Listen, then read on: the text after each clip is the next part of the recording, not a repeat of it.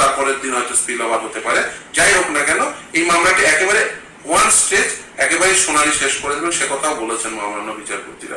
ফলে আমরা খুব আশাবাদী যে 25% আর এরিয়া দিয়ে কেন, 100% এরিয়া দিয়ে, যেটা কর্মচারীদের একবারে হকের পাওনা, 6 বার জিতে যেটা কর্মচারীরা প্রতিষ্ঠা করতে পেরেছেন, সেই হকের পাওনা কর্মচারীরা পাবেন।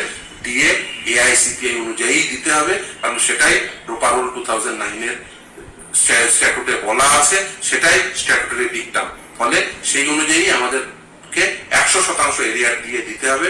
Confederation of state government employees যে লড়াই শুরু করেছিলেন 2016 সালে, সেই লড়াই 6 বার জেতার পরে 7ম বারে আবার সুপ্রিম কোর্টের সামনে আশা করি তার পরিসমাপ্তি ঘটবে এবং কর্মচারীদের মুখে হাসি ফুটবে। বিশেষ করে পেনশনাররা, যারা সব থেকে বেশি এই মুহূর্তে কষ্টে আছেন, তার কারণ তারা খুব স্বল্প পরিমাণ পেনশন পান, তার সঙ্গে তারা যদি ডিআরটা অর্থাৎ ডিয়ারনেস রিলিফটা যদি সঠিকভাবে না পান, তাহলে কিন্তু তাদের এই যেমন ওষুধের দাম বা অন্যান্য নিত্য প্রয়োজনীয় জিনিসের যে পরিমাণ মূল্যবৃদ্ধি ঘটেছে, তাতে সেটা সত্যি সত্যি তাদের মিট আপ করা খুব কঠিন হয়ে যাচ্ছে।